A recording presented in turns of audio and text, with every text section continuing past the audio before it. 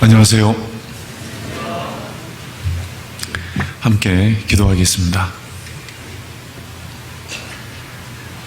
하나님의 능력의 말씀으로 우주 만물을 창조하신 살아계신 하나님, 저희들을 이 땅에 고아와 같이 버려두지 아니하시고 인생 가운데 하나님을 만날 수 있도록 증거해 주시고, 또한 그리스도의 피로 우리의 모든 죄를 용서해 주심으로 하나님을 아버지라 부를 수 있도록 구원해 주신 것 너무나도 감사합니다. 저희들이 이제 남은 인생 그 은혜에 보답하는 마음으로 언제 죽어도 천국할 수 있는 확실한 소망 가운데 살고자 합니다. 아직도 연약하기에, 부족하기에, 어리석기에 함께 할 수 있는 귀한 형제 자매들 온벤 교회를 허락해 주시고, 또한 언제나 말씀으로 우리에게 공급해 주시고 어떻게 살아야 되는지 교훈해 주신 것 또한 감사합니다. 오늘 주일을 맞이해서 대국교회 귀한 형제 자매들 주님 앞에 한자리에 앉았습니다. 이 시간 주님이 함께 해주시고 전해지는 말씀마다 우리 속에 필요한 것으로 채워주시고 더욱더 하나님께 올바로 살아갈 수 있는 지침이 될 수 있도록 도와주시옵소서.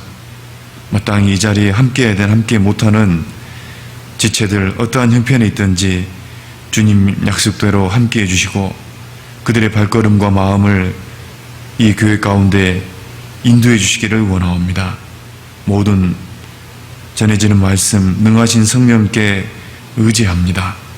우리를 사랑하시는 예수님 이름으로 기도드렸습니다. 아멘.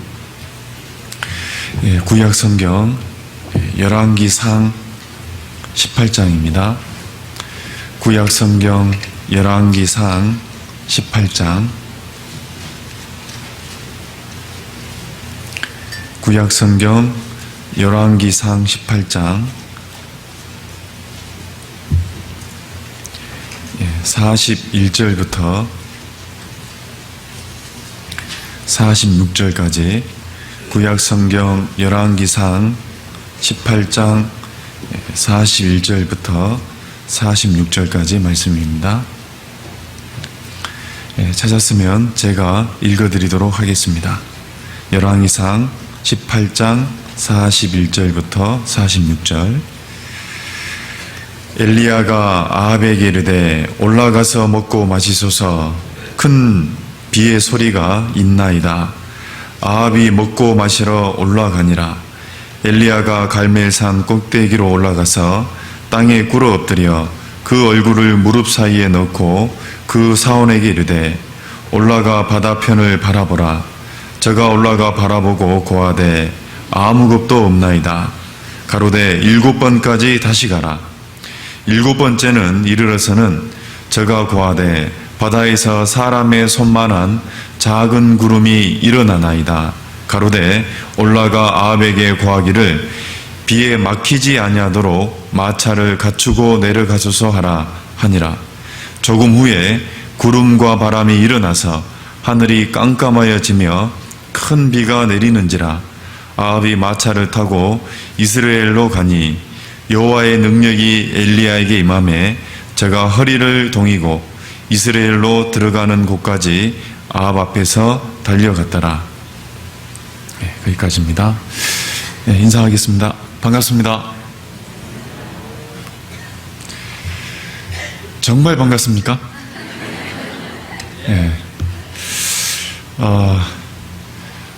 대구 교회 이렇게 성도님들 또 이런 자리를 빌어서 만나게 해서 반갑습니다. 저는 여러분과 동일하게 86년도 3월 1일 날 예수님의 피로 영원한 속죄를 받고 또 이 자리까지 봉사하게 되었습니다. 현재는 전라북도 남원 교회에서 지금 교제하고 있습니다. 남원은 뭐 유명한 게 있다면 추어탕, 그리고 광활루, 우리나라의 3대 루 중에 하나잖아요. 그 광활루에 있는 중요한 소설 속의 인물이 있죠.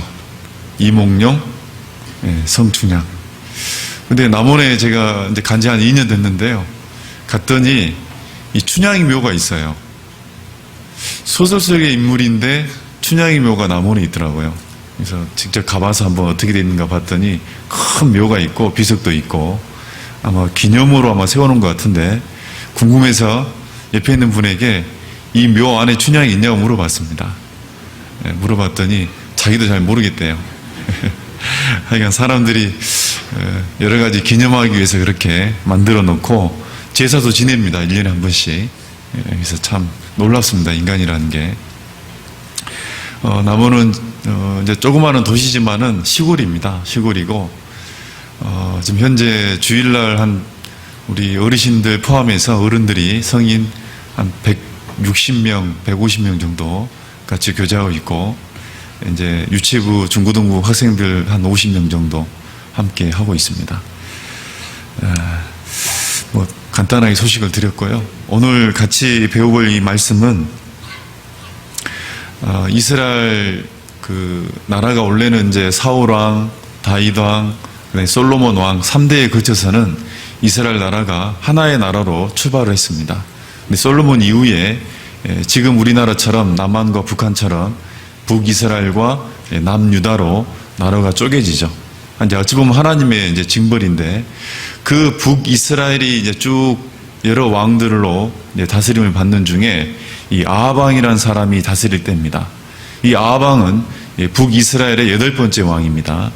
그리고 그때 하나님의 선지자로 활동했던 사람이 바로 본문에 나오는 엘리야입니다. 정말 엘리야 이 선지자 구약의 대표적인 선지자잖아요. 많은 이적을 행했던 너무 멋있는 위대한 선지자라고 불리웁니다. 자, 그 당시 하나님이 이 북이스라엘이 특별히 하나님을 떠나서 우상 숭배에 큰 죄에 빠지고 있었습니다. 그때 엘리야를 통해서 3년 반 동안 가뭄, 비가 내리지 않음으로 말미암아 흉년을 겪게 되죠.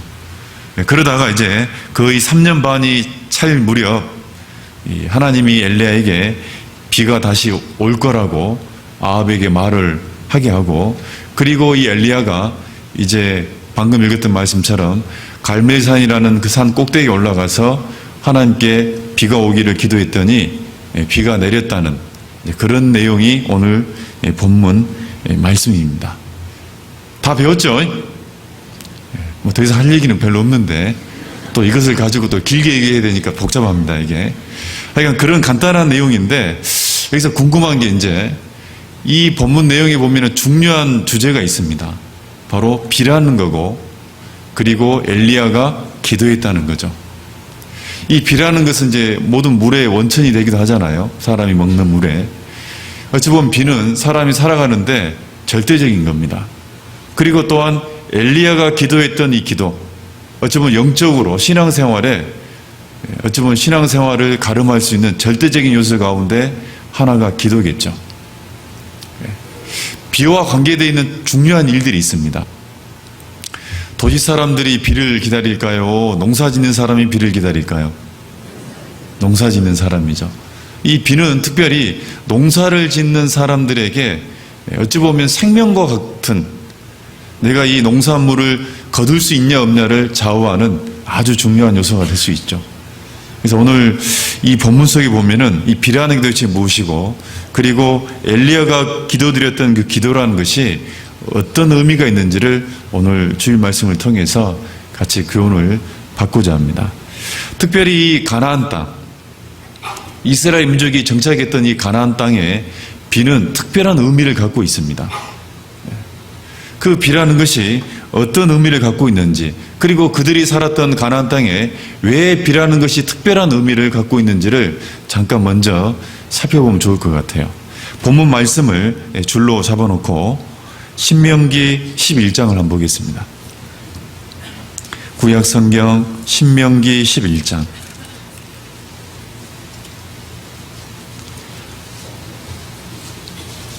신명기 11장 10절부터 12절입니다. 신명기 11장 10절로 12절 말씀 제가 읽어드리겠습니다.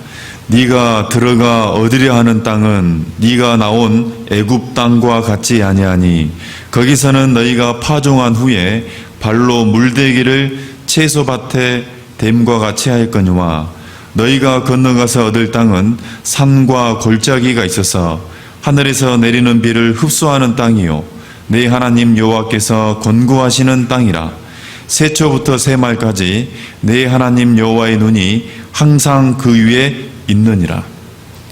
400년을 이스라엘 민족이 가나안 땅에서 살았습니다. 너희가 살았던 이 가나안 땅과 이제 하나님이 약속해 준 너희가 앞으로 얻어서 들어갈 그 가나안 땅은 다르다라고 지금 얘기하고 있습니다. 특별히 이 애굽 땅은 발로 물대기를 하는 땅이다라고 성경은 얘기하는 겁니다. 애굽이란 이 이집트라는 나라는 지금도 마찬가지인데 비가 거의 오지 않습니다. 비가 거의 오지 않는데도 불구하고 그들이 풍성한 그런 소산물을 거둘 수 있는, 농사를 지을 수 있는 이유가 뭐냐면 이 애굽에는 특별히 무슨 강이 있었습니까? 나일강이, 그 굉장히 큰 나일강이 있습니다. 그 나일강의 물을 그들이 이용해서 농사에 필요한 물을 대었습니다. 그때 대표적인 물을 대는 방법이 뭐냐면 수차라는 겁니다. 우리나라를 보면은 이 물레 있잖아요. 물레방아. 그것을 나일강 뚝에다가 물레방아 같은 수차를 만들어 놓고 그것이 사람들이 직접 물레방아를 발로 돌려물로 말미암아 물을 끌어올려 가지고 밭에 물을 대었죠. 그게 지금 애굽 땅이다라고 하나님이 얘기하는 거고, 근데 그와 반대로 이 가나안 땅은 물로 발을 가지고 물을 댈 수 있는 그런 땅이 아니고 비를 흡수하는 땅이다라고 얘기하는 겁니다. 어떤 분들은 이 말씀을 오해해가지고 쉽게 가면 가나안 땅은 비를 흡수하니까 비가 내리면 그대로 물이 빠져나간다. 단순히 그렇게만 생각하는데 그런 의미가 아닙니다. 실은 그 앞에 있는 말씀처럼 산과 골짜기가 있기 때문에 비를 흡수하는 땅이다라고 되어 있잖아요. 쉽게 하면 산과 골짜기다 보니까 비가 오면은 바로 쭉 골짜기로 빠져 내려간다는 그런 뜻입니다. 그래서 이 골짜기를 따라서 자연적으로 수로가 만들어져 있는 거죠. 인공적으로 이 애굽에 있는 것처럼 수차를 가지고 물을 일일이 연못이나 인공적으로 만들어 가지고 물을 대는 게 아니라 이 계곡을 따라서 물이 흘러가니까 그 계곡 수로를 통해서 자연스럽게 밭이나 기타 이 농사 짓는 땅에 물을 댈 수 있었습니다.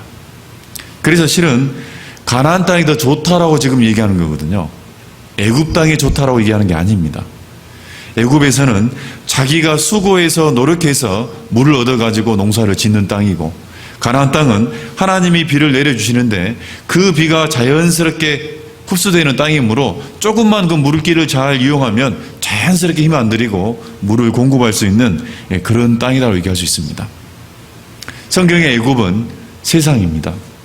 어찌 보면 세상에 살아가는 애굽 사람들은 하나님을 의지하는 게 아니라 자기들이 수고해서 나일강을 의지해가지고 농사를 짓는 살아가는 땅이라고 얘기할 수 있습니다.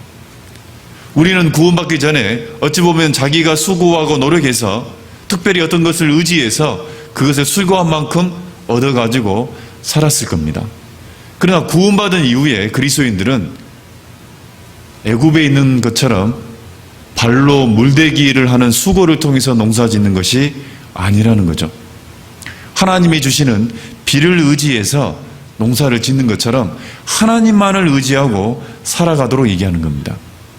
그래서 모세란 사람이 이스라엘 민족을 구원해낼 때 10가지 재앙을 내렸습니다. 그 첫 번째 재앙이 뭡니까? 나일강을 피로 물드는 재앙이었습니다. 왜냐하면 이 애굽 사람들은 나일강이 제1의 신입니다. 풍요의 신입니다. 그 나일강을 통해서 자기가 살아갈 수 있는 모든 것을 물을 공급할 수 있었기 때문에 나일강을 신으로 믿고 있었잖아요. 그래서 너희가 믿고 있는 그 나일강이 이 모든 것을 천지를 창조하시고 다스리는 그 신이 아니라는 것을 보여주기 위해서 그래서 첫 번째로 나일강을 피로 바꿔버린 거예요. 구원받은 이후에 그리스도인들은 애굽에 있는 것처럼 살아가는 게 아닙니다.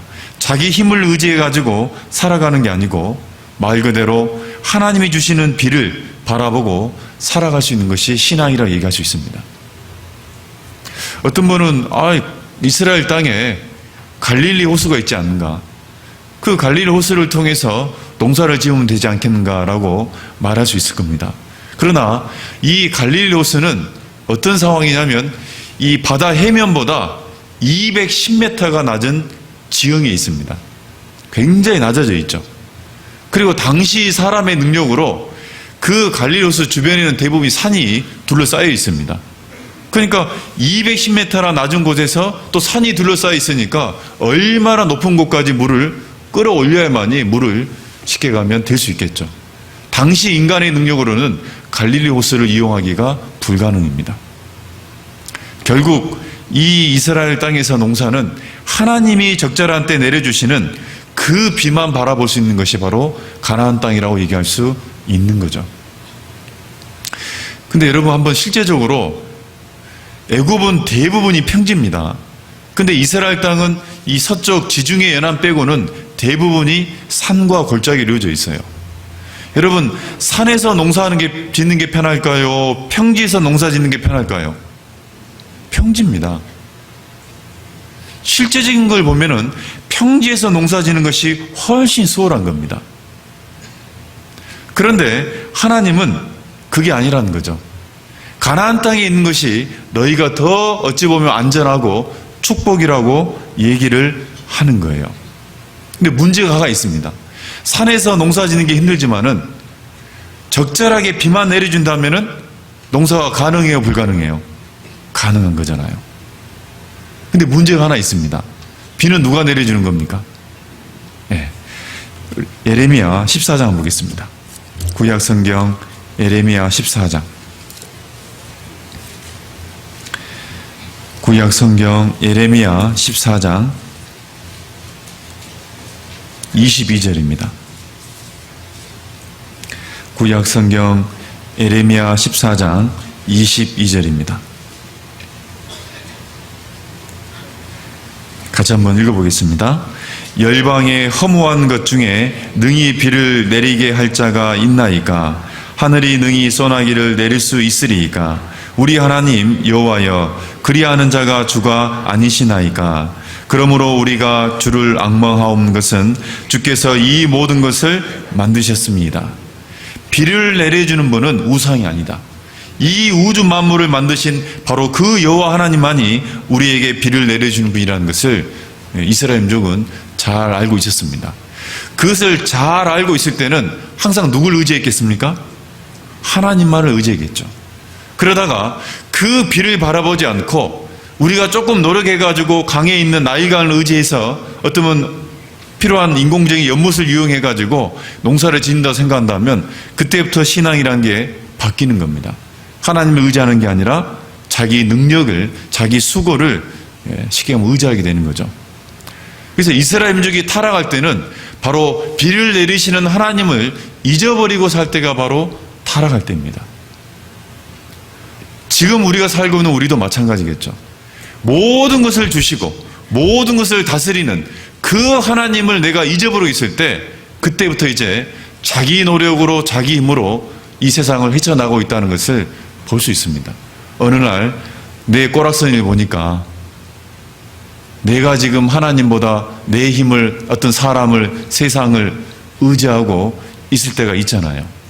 그때를 보면은 내가 하나님을 잊고 있었구나. 신앙을 돌이킬 때가 있는 겁니다. 애굽은 세상입니다. 그 애굽은 자기의 수고, 발로 물을 대서 나일강을 의지해가지고 농사를 짓는 산악지대가 아니라 평지입니다. 우리가 그리스도인 살아갈 때도 애굽을 그리워한다든지 평지를 찾아간다든지 그리고 물을 댈 수 있는 그 근원을 쫓고 있다면 그게 바로 세상 사람이 살아가는 수단이라는 거예요. 여러분, 구약에 보면 이 아브라함과 조카 롯이 함께 살고 있었습니다.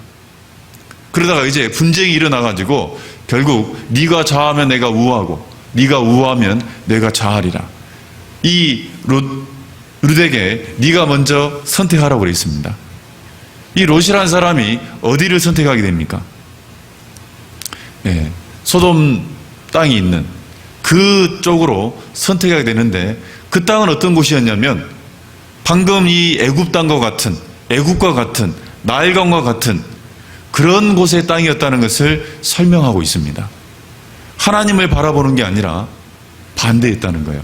그래서 결국 이 아브라함은 가나안 땅에 있었고, 그리고 이 롯이라는 사람은 그 애국과 비슷한 그런 상황이 있는 곳으로 선택해서 갔다는 거잖아요. 결국 그것이 타락의 모습입니다. 창세기 12장을 보면 동일한 모습이 보이죠. 창세기 13장입니다. 창세기 13장.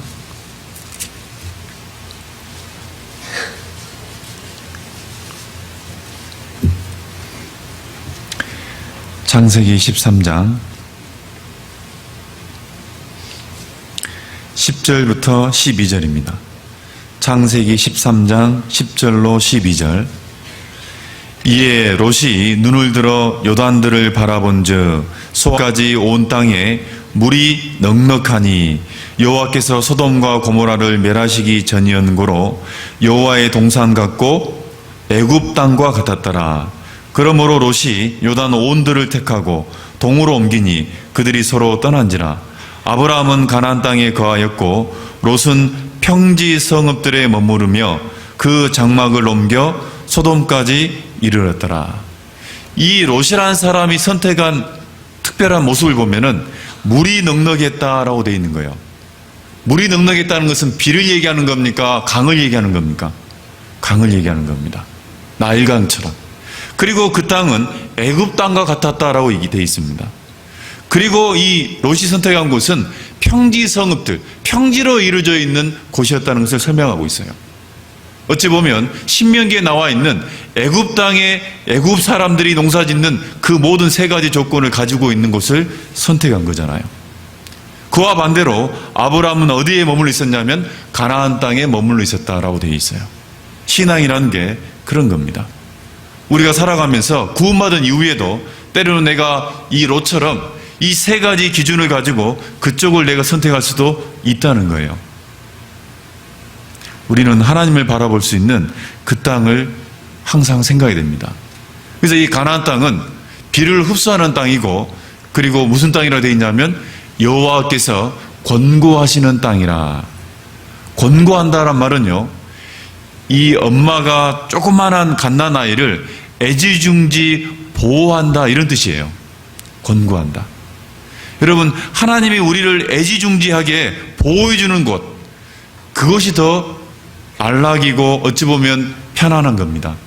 도리어 자기가 수고해가지고 발로 물대는 그 애굽에서 사는 것이 도리어 고통이라는 것을 여러분 알아야 되는 거예요. 그래서 이 엄마가 아이를 눈을 뗄 수 없는 것처럼 여호와께서 가나안 땅, 너희가 들어갈 그 가나안 땅은 항상 여호와가 눈이 주목하는 땅이다. 하나님이 우리를 지켜봐 주는 땅이라고 얘기를 하는 겁니다. 그런데 이 가나안 땅이 그렇게 축복된 땅인데 그 가나안 땅에도 흉년과 풍년이 있습니다. 가뭄을 통해서 쉽게 하면 흉년이 오기도 하고, 때로는 하나님이 적당한 비를 내려줘 가지고 정말 풍년을 주기도 한다는 거예요. 언제나 하나님이 풍년을 허락하는 게 아닙니다. 구원받은 이후에도 너희가 받은 은혜는 고난도 함께 받을지니라고 되어 있잖아요. 구원받은 이후에 때로는 어려움이 있습니다. 또 때로는 큰 고통이 다가올 때도 있습니다. 주님을 위한 고난이 될 수도 있고, 안 그러면 내가 잘못해가지고 하나님께 징계로서 고통을 받을 때도 있습니다. 이 가나안 땅에 왜 그러면 흉년이 오고 왜 풍년이 오는 거냐? 그건 간단합니다. 이스라엘 민족이 하나님 말씀에 순종하면 풍년을 허락하셨고, 불순종하면은 흉년을 하나님이 허락하신 겁니다. 신명기 11장 보겠습니다. 신명기 11장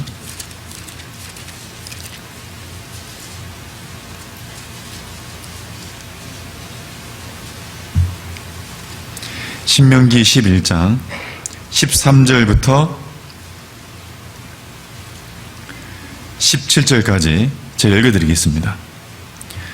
내가 오늘날 너희에게 명하는 나의 명령을 너희가 만일 청종하고 너희의 하나님 여호와를 사랑하여 마음을 다하고 성품을 다하여 섬기면 여호와께서 너희의 땅에 이른 비, 늦은 비를 적당한 때에 내리시리니 너희가 곡식과 포도주와 기름을 얻을 것이요 또 육축을 위하여 들에 풀이 나게 하시리니 네가 먹고 배부를 것이라. 너희는 스스로 삼가라. 두렵건대 마음에 미혹하여 돌이켜 다른 신들을 섬기며 그것에게 절함으로 여호와께서 너희에게 진노하사 하늘을 닫아 비를 내리지 아니하여 땅으로 소산을 내지 않게 하심으로 너희가 여호와의 주신 땅 아름다운 땅에서 속히 멸망할까 하노라. 쉽게 가면 순종하면 하나님이 적당한 때에 이른 비와 늦은 비를 내리게 해줄 거다. 그리고 너희가 그 풍성하게 소출을 거둘 거라는 겁니다. 그와 반대로 너희가 하나님을 떠나서 다른 신을 섬기고 절하면, 쉽게 말하면 하나님을 의지 않고 뭔가 세상을 의지한다든지 자기 힘을 의지한다든지, 그게 바로 실은 우상이잖아요.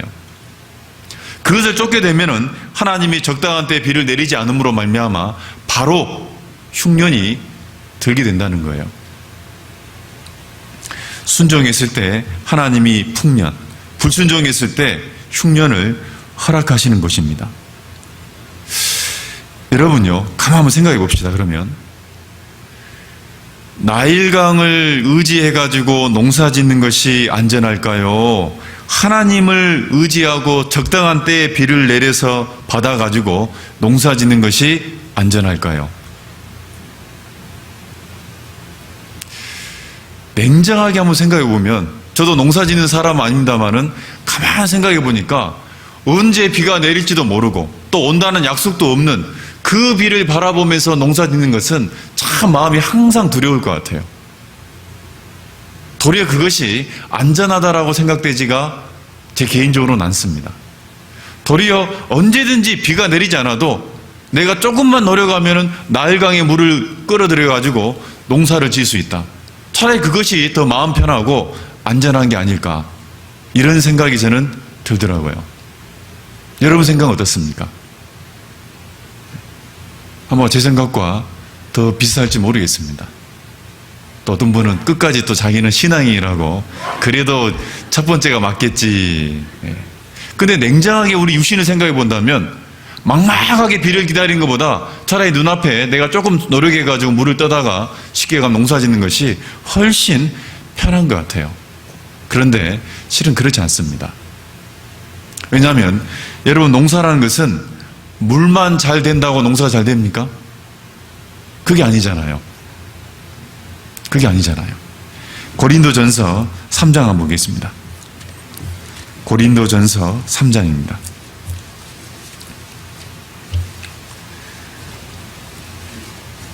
고린도전서 3장 7절입니다. 고린도전서 3장 17절입니다. 7절입니다. 고린도전서 3장 7절 같이 한번 읽어보겠습니다. 그런즉 심는 이나 물 주는 이는 아무것도 아니로되 오직 자라나게 하시는 하나님 뿐이시니라. 심고 물 주는 것은 사람의 능력으로도 가능하다는 거예요. 근데 문제는 뭐냐면 그 식물이 자라나게 하는 것은 누구 능력이에요? 하나님 능력이에요. 결국 애굽 땅에도 그들이 아무리 수고해도 흉년이 올까요, 안 올까요? 하나님이 안 주면 흉년이 옵니다. 그러니까 결국은요, 하나님을 의지하고 농사를 짓는 것이, 하나님을 의지하고 살아가는 것이, 그게 안전한 거예요. 요셉이라는 사람이 애굽에 있을 때 그 나일강이 있는데도 불구하고 극한 7년 동안 흉년이 있었잖아요. 물을 댈 수 있는데도 불구하고 왜 흉년이 있냐 말이에요. 자라나게 하시는 이는 오직 하나님뿐이기 때문에 그렇습니다. 하나님이 식물을 자라나지 않으면 아무리 물을 많이 대도 그건 흉년입니다. 그래서 하나님을 의지하는 것이 그게 축복이고, 하나님만 바라보고 살아가는 것이 여러분 안전한 거예요. 안전한 거예요. 그래서 하나님은요, 이 아합왕과 북이스라엘 사람들이 특별히 그들이 하나님을 떠나서 바알과 아세라, 이 우상을 섬기고 있었습니다. 그래서 하나님이 이 신명기에 있는 약속처럼 그들이 다른 신을 쫓고 우상을 섬기고 절했기 때문에 이 북이스라엘의 가나안 땅에 3년 반 동안 흉년이 들게 한 겁니다. 여러분, 징계에는 종류가 많죠. 하나님이 이 땅에 살아가면서 징계라는 것은요, 여러 종류입니다. 뭐, 저 같은 경우도 고등학교 때 보면은 교재 등한히 하고 있을 때 복도를 막 달려가고 있는데 앞에 문이 탁 열리는 거예요. 문 모서리에 탁 그대로 박치기를 해가지고 여기 피가 터져서 그냥 이렇게 흘러내리고. 징계의 종류라는 것은 여러 종류인데 왜 그러면 하필이면 아합 왕과 이 이스라엘에게 하나님의 흉년이라는 징계를 줬을까? 다른 징계도 많을 텐데 그 이유는 뭐냐면 그들이 우상을 섬기고 있었는데 그 우상이 뭐였냐면 바알과 아세라 우상이었습니다. 그럼 이 바알과 아세라 우상이 어떤 신이었냐? 이 가나안 땅에 남자 신이 바로 바알입니다. 여자 신이 바로 아세라 신입니다. 근데 이 두 신의 공통점이 뭐냐면 바로 인간들에게 농사를 잘 되게 해가지고 풍요를 주시는 풍년의 신이에요. 그들이 바알과 아세라, 농사를 잘 지어서 풍년을 주게 하는 그 신을 섬겼기 때문에 하나님이 특별히 너희가 믿고 있는 이 바알과 아세라가 진정한 하나님이 아니라는 것을 가르치기 위해서 그래서 징계 가운데 특별히 흉년을 허락한 겁니다. 3년 반 동안. 그 3년 반 동안 흉년을 겪다가 이제 하나님은 징계는 계속 하는 게 아니잖아요. 그들의 마음을 돌이키기 위해서 징계를 주셨고 그리고 때가 되면은 그 징계를 거두십니다. 그때 이 엘리야에게 이제 너희가 비가 오지 않았지만 하나님이 큰 비를 너희에게 내리게 할 거다. 3년 반 동안 그 가물었던 모든 땅을 다시 촉촉이 젖을 수 있는 큰 비를 내리게 하도록 엘리야에게 이제 말씀하십니다.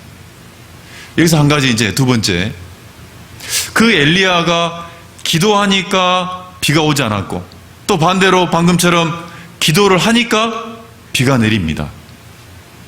도대체 이 엘리야란 사람이 어떤 사람이길래 어떤 기도를 드렸길래 기도하면 비가 오고 기도하면 비가 오지 않고 그런 위대한 능력이 있는 기도를 드렸을까?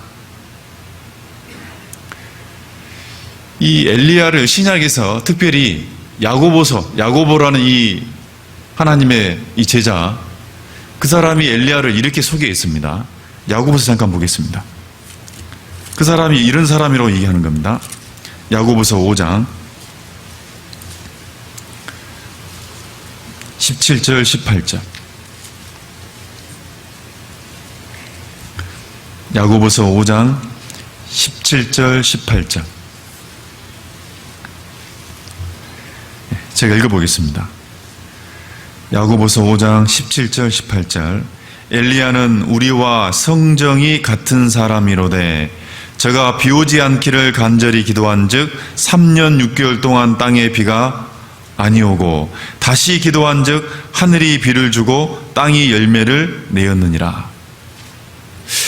여기서 엘리야를 소개할 때 엘리야는 우리와 성정이 같은 사람이로되, 이 성정이라는 게 뭐냐면 사람이 다 가지고 있는 성질 그리고 심정, 감정을 얘기하는 겁니다. 감정. 그 엘리야의 가지고 있는 성질, 누구나 다 성질이 있잖아요. 그리고 누구나 사람이 희노애락을 겪는 그런 감정을 다 갖고 있습니다. 엘리야는 우리와 동일하게 성정이 같다라고 되어 있습니다. 그렇다고 엘리야가 정말 우리가 같습니까? 차이가 있잖아요. 성정은 같지만 엘리야는 우리와 분명히 차이가 있는 사람입니다. 무슨 차이가 있는 걸까? 그 무슨 차이가 있었길래 이런 엄청난 기도를, 하나님 앞에 능력의 기도를 드렸을까? 그리고 응답을 받았을까? 그것은요, 딱 한 가지입니다. 이 야고보서는 뭐에 대해서 얘기하는 말씀인가요? 믿음이잖아요. 믿음. 지금 야고보서는 믿음이 무엇인지를 설명하는 성경입니다. 그 믿음이 무엇인지를 설명하면서 마지막을 대미를 장식하는 인물이 누구냐면 엘리야입니다. 쉽게 가면 엘리야는 우리와 성정은 같지만 어떤 사람이라는 거예요? 믿음의 사람이라는 거예요. 그 믿음은 우리와 분명히 차이가 있습니다. 특별히 그 믿음의 사람 엘리야가 기도를 했다면 그 기도는 어떤 기도겠어요? 믿음의 기도입니다. 엘리야가 그 엄청난 능력의 기도를 드린 이유는 뭐냐면 우리가 믿음의 차이가 있기 때문에 그런 능력의 기도를 받는 거잖아요. 엘리야는 믿음의 사람이고 그리고 우리와 분명히 그 믿음의 차이가 있습니다. 그래서 15절에 보면 믿음의 기도가 뭔지를 얘기하면서 엘리야를 소개하는 겁니다. 15절 16절 제가 읽어보겠습니다. 믿음의 기도는 병든 자를 구원하리니 주께서 저를 일으키시리라. 혹시 죄를 범하였을지라도 사하심을 얻으리라. 이러므로 너희 죄를 서로 구하며 병 낫기를 위하여 서로 기도하라. 의인의 간구는 역사하는 힘이 많으니라. 의인의 간구는 역사하는 힘이 많다. 그 의인의 간구가 어떤 기도냐? 믿음의 기도란 얘기예요. 그러면서 엘리야를 소개하는 겁니다. 그 의인인 엘리야가 믿음의 기도를 드렸단 말이에요. 그 믿음이 얼마나 크길래 비가 오지 않기도 하기도 하고 또 기도하면 비가 내리기도 하는 것이 바로 엘리야의 기도입니다. 나머지 시간에 그 엘리야가 도대체 어떤 기도를 드렸는지, 어떤 믿음의 기도를 드렸는지, 그 믿음의 기도라는 게 도대체 무엇인지를 잠깐 살펴보려고 합니다. 첫 번째 본문 말씀 돌아보겠습니다. 엘리야는 이런 기도를 드린 사람입니다. 열왕기상 18장.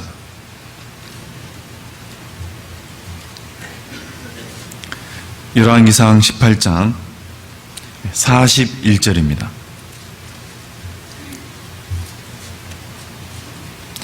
열왕기상 18장 41절 제가 읽어보겠습니다. 엘리야가 아합에게 이르되 올라가서 먹고 마시소서 큰 비의 소리가 있나이다. 자, 여기 보면 이 엘리야가 3년 반 동안 가뭄 속에 있다가 큰 비가 올 것이라고 아합 왕한테 지금 선포하고 있는 겁니다. 그런데 문제는 엘리야가 지금 기도하기 전이거든요. 엘리야가 기도하기 전에 먼저 이 말씀을 했다는 것이 중요한 겁니다. 그런 이후에 엘리야가 기도하니까 쉽게 얘기하면 비가 오는 거예요. 이 엘리야의 기도는 한마디로 얘기하면은 하나님이 비를 내려주겠다는 그 약속을 붙잡고 드리는 기도예요. 하나님이 비를 내려줄 거라고 먼저 약속을 받습니다. 그래서 그가 기도할 때, 기도하기 전에 아합 왕한테 하나님이 비를 내려줄 거라고, 그리고 그 확신을 가지고 기도를 한 겁니다. 우리의 기도는 그 기도가 필요한 거예요. 하나님이 먼저 우리에게 약속하신 그 말씀을 붙잡고 기도하는 거예요. 그러면 그 말씀은 반드시 이루어집니까? 안 이루어집니까? 이루어집니다. 그래서 믿음의 기도라는 게 뭐냐면 자기 생각을 가지고 드리는 게 아니라 하나님의 말씀을 붙잡고 그 약속을 기대하면서 하나님께 기도하는 것이 엘리야의 기도라고 얘기할 수 있습니다. 왜 엘리야는 확신이 있었냐? 하나님의 말씀은 반드시 이루어지니까요. 이루어지니까. 민수기 23장 19절에 보면 하나님은 인생이 아니시니 시건치 아니하시고 인자가 아니시니 후회가 없이도다. 그 말씀하신 바를 행치 않으시며 하신 말씀을 실행치 않으시랴. 반드시 하나님은 하신 말씀을 실행한다. 그 말씀하신 바를 반드시 행한다는 겁니다. 나 여호와가 말하였으니 반드시 이루리라. 하나님이 엘리야에게 얘기했기 때문에 그 하나님 말씀은 반드시 이루어진다. 그러니까 그런 확신을 가지고 비가 오기 전에도, 기도하기 전에도 아합한테 먼저 이루어질 것을 선포할 수 있었습니다. 그리고 그 말씀을, 약속을 붙잡고 엘리야가 기도를 한 거죠. 하나님이 엘리야에게 먼저 약속해 주셨잖아요. 그 열왕기상 18장 1절 2절을 보겠습니다. 열왕기상 18장 1절 2절. 많은 날을 지내고 제3년에 여호와의 말씀이 엘리야에게 임하여 가라사대 너는 가서 아합에게 보이라. 내가 비를 지면에 내리리라.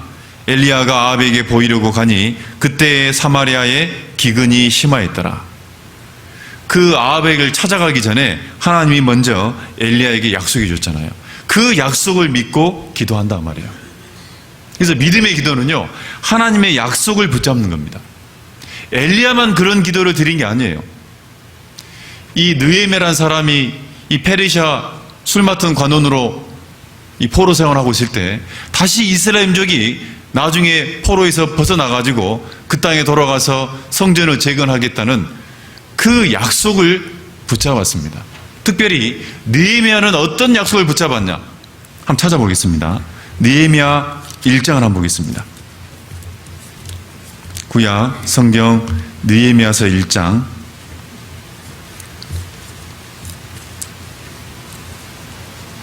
8절 9절입니다. 느헤미야 구약 성경 728페이지 근방에 있습니다. 728페이지 근방 느헤미야 1장 8절 9절.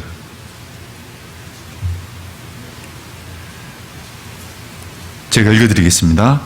옛적에 주께서 주의 종 모세에게 명하여 가라사대 만일 너희가 범죄하면 내가 너희를 열국 중에 흩을 것이요 만일 내게로 돌아와서 내 계명을 지켜 행하면 너희 쫓긴 자가 하늘 끝에 있을지라도 내가 거기서부터 모아 내 이름을 두려우고 택한 곳에 돌아오게 하리니 하신 말씀을 이제 청컨대 기억하옵소서. 이 느헤미야가 어떤 약속을 붙잡았냐? 모세에게 하나님이 약속했던 것을 붙잡고 기도를 드렸습니다. 우리가 불순종했을 때는 열방이 흩어버린다. 그러나 우리가 회개하고 돌이키면 하나님이 모세에게 약속하신 것을 기억해 주십시오. 그들이 다시 돌아와서 다시 그 땅에 하나님을 섬길 수 있도록 그 약속을 했지 않았습니까? 바로 약속을 붙들고 기도를 한 거예요. 하나님은 그 느헤미야를 통해서 하나님의 약속을 이루어지잖아요. 믿음의 기도라는 것은 왜 그 약속이 이루어지는 거냐? 바로 하나님 말씀을 붙잡기 때문에 그렇다는 겁니다. 하나님 말씀은 반드시 이루어집니다. 그 믿음의 근거도 말씀이잖아요. 믿음은 들음에서 난다고 그랬지 않습니까? 그래서 실은요, 우리가 정말 하나님 앞에 응답받는 기도는 뭐냐면 이 성경을 통해서 하나님의 약속이 무엇인지를 여러분 붙잡고 그 말씀을 의지해서 기도하는 거예요. 주 예수를 믿으라. 그리하면 너와 내 집이 구원을 얻으리라. 여러분 그 말씀을 붙잡고 계십니까? 정말 주님을 믿고 내가 구원을 받고 하나님 앞에 올바르게 살아간다면 지금은 이렇게 더딜지 모르지만 반드시 우리 사랑하는 가족들이 구원을 받게 됩니다.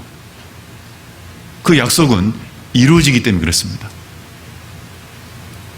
혹 약속이 이루어지지 않는다면 내가 아직 그 약속을 붙잡고 있지 않기 때문에 아니면 붙잡을 수 없는 죄악 가운데 있기 때문에 라고 얘기할 수 있겠죠. 느헤미야도 엘리야도 약속을 붙잡고 하나님께 확신을 가지고 기도를 드렸습니다. 우리에게 그게 필요한 거예요.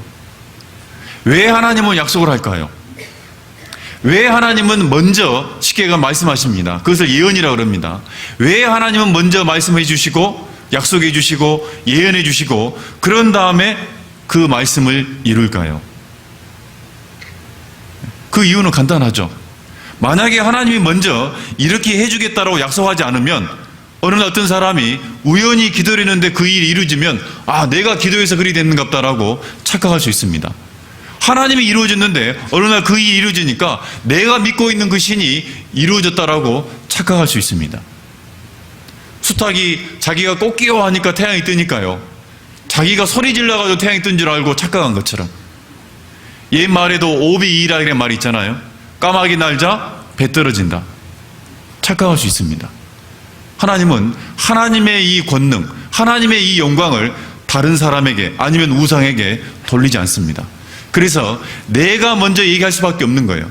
내가 얘기하고 그 일을 이루어져야지 아 하나님이 그 모든 것을 이루셨다라고 올바르게 판단할 수 있겠죠. 이사야서 48장입니다. 이사야서 48장 3절입니다.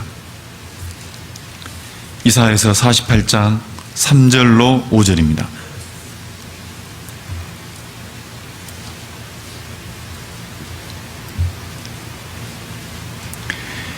이사야서 48장 3절로 5절 제가 읽어드리겠습니다.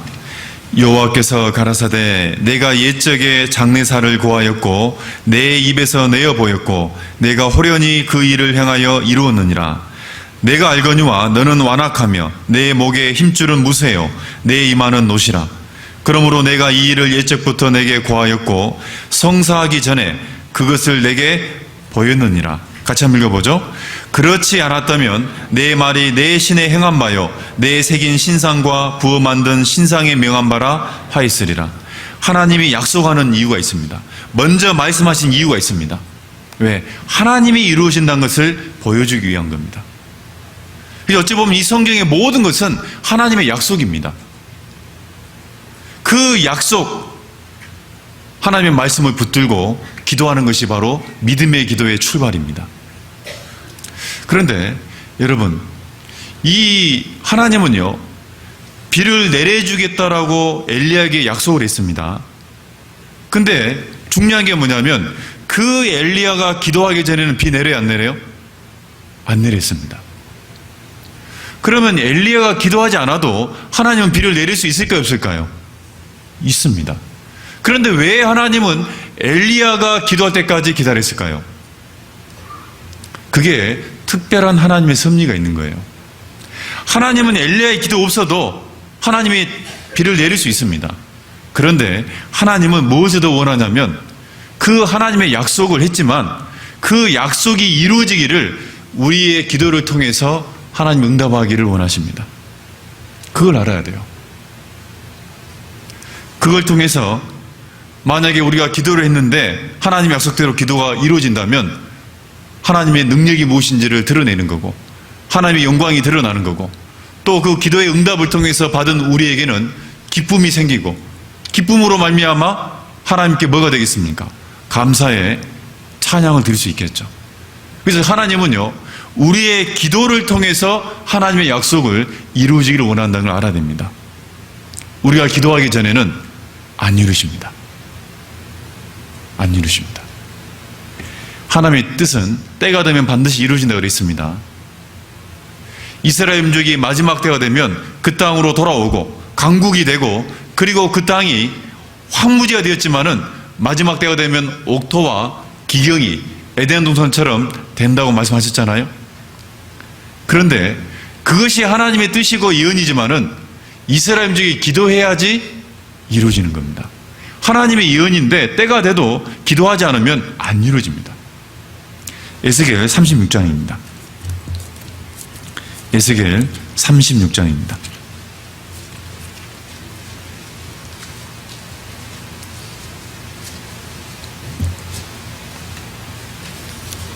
에스겔 36장입니다. 37절 같이 한번 읽어보죠. 에스겔 36장 37절 같이 한번 읽어보겠습니다. 나 주 여호와가 말하노라. 그래도 이스라엘 족속이 이와 같이 자기들에게 이루어 주기를 내게 구하여야 할지라. 내가 그들의 인수로 양떼같이 많아지게 하되. 그 위에 보면은 그 이스라엘 민족이 돌아와가지고 그 땅이 옥토와 기경이 에덴동처럼 될 거라고 약속을 하셨잖아요. 그런데 하나님 뭐라고 했냐면 그래도 이스라엘 족속이 이와 같이 자기들에게 이루어지기를 구해야 할지라. 하나님이 그렇게 이미 약속했을지라도 그들이 구해야지 하나님이 이루어진다는 겁니다. 그게 바로 약속을 붙잡고 기도드리는 모습이에요. 그게 우리에게 필요한 겁니다. 여러분, 기도하면은 구약에 뺄 수 없는 위대한 선지자가 있습니다. 다니엘이죠, 다니엘. 이 다니엘의 기도가 왜 위대하냐? 그들이 많은 예언을 들은 것도 위대하지만은 다니엘은요, 신상에 절하지 않고 다른 곳에 기도하게 되면은 사자굴에 던져 넣어서 죽게 만든다고 왕의 어인을 받게 됩니다. 찍힌 편지를. 그런데도 불구하고 이 다니엘은 기도를 합니까, 안 합니까? 하루 3번씩 예루살렘을 향해서 기도를 드렸습니다.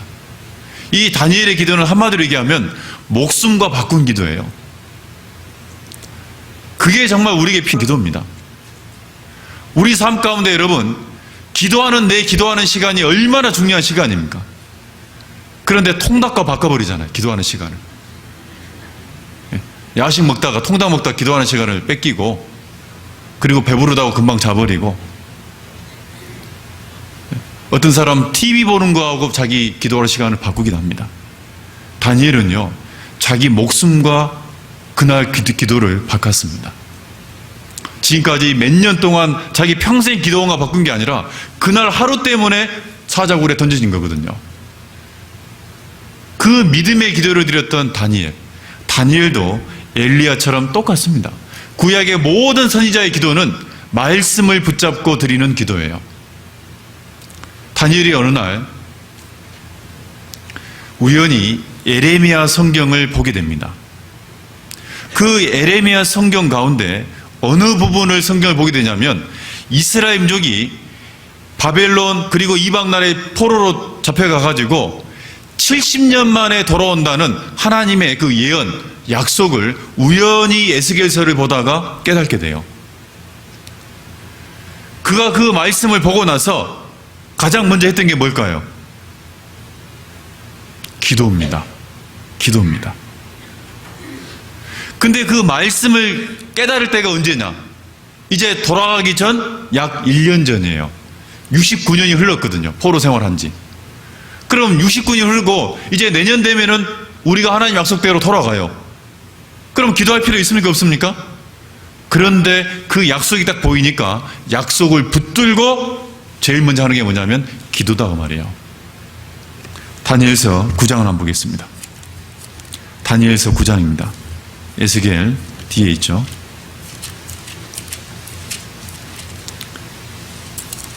다니엘서 9장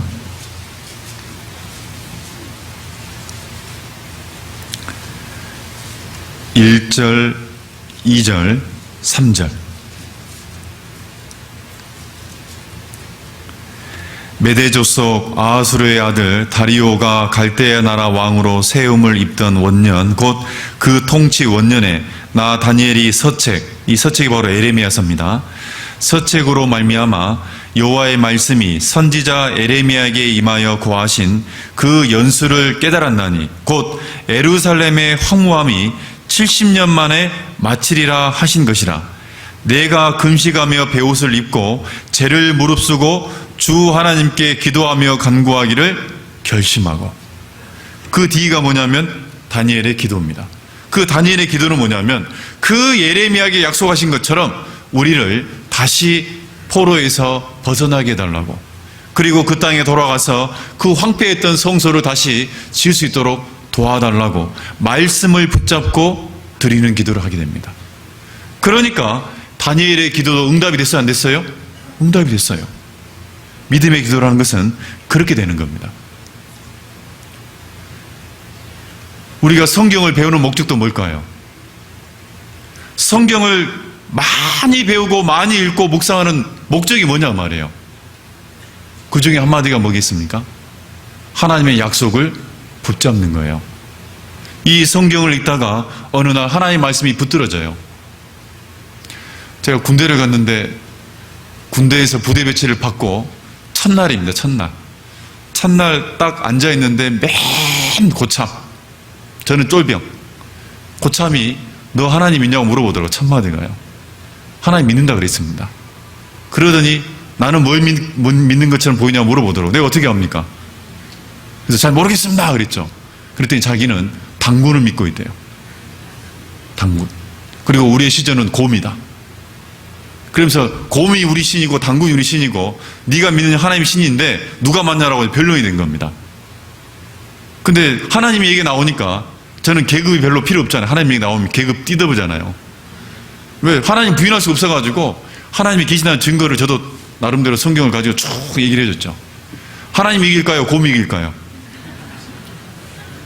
고참이 이제 할 말이 없어요. 이제 할 말이 없어가지고 이제 기분 나빠한 겁니다. 근데 문제는 다른 고참들이 볼 때는 뭐처럼 보입니까?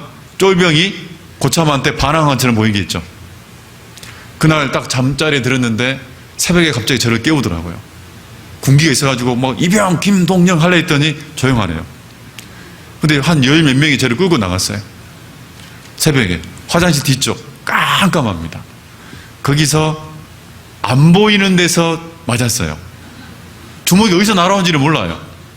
그게 더 고통스럽더라고. 갑자기 여기서 날아오고 여기서 날아오고 막 한참 맞다 보니까 내가 서 있는지 누워 있는지 구별이 안 되더라고요. 그러다가 아마 시간이 꽤 흘렀는데 누워 있더라고요. 제가 누워 있어가지고 눈을 떴더니 한 명이 저를 딱 지키고 있더라고요. 깰 때까지. 그리고 이제 그냥 손 털고 막 먼지 막 모래 들어가 있고 다 털고 그런 다음에 이제 아침에 뭐 거의 잠도 못 잤죠 뭐. 하나님께 기도하면서. 그리고 아침에 화장실 가가지고 포켓에 있는 성경 있잖아요. 조그마한 거. 그 성경 가운데 특별히 앞 구절에다 제가 써놓은 게 있는데 이사야 41장 10절 말씀. 그걸 항상 써놨지만은 그게 얼마나 중요한 말씀인지를 몰랐습니다. 근데 두려워 말라. 내가 너와 함께함이라. 놀라지 말라. 나는 내 하나님이 됩니다.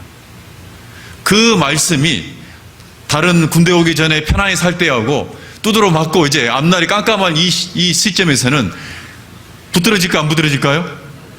아, 성경은 이렇기 때문에 배우는 거구나. 그때 처음 깨닫게 됐어요.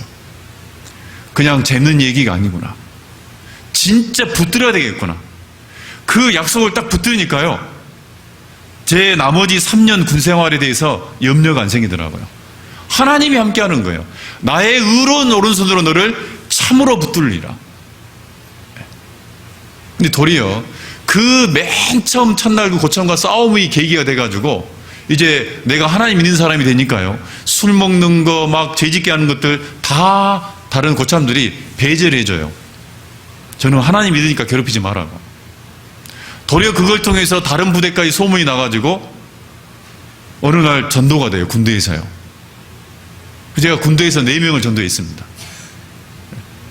그런 거잖아요. 지금도 그 4분이 고참도 있고 후임병도 있는데 잘 살고 있습니다. 하나님 말씀을 붙들기 위해서 그 약속을 붙들기 위해서 우리가 말씀을 배우는 거잖아요. 많은 약속을 마음에 붙들고 기도하는 사람은 많은 약속의 말씀이 그 삶을 통해서 그 형제자매의 입술을 통해서 응답을 받고 이루어질 겁니다. 적은 말씀을 붙들고 있으면 그 정도밖에 응답하지 않는 거예요. 성경을 배우는 목적도 하나님의 말씀을 내 마음에 붙들기 위해요. 그 붙들고 기도하는 것은 반드시 이루어집니다. 그래서 예수님도 기도를 가르칠 때 말씀을 붙들고 기도하라고 그렇게 얘기한 겁니다. 요한복음 15장입니다. 요한복음 15장.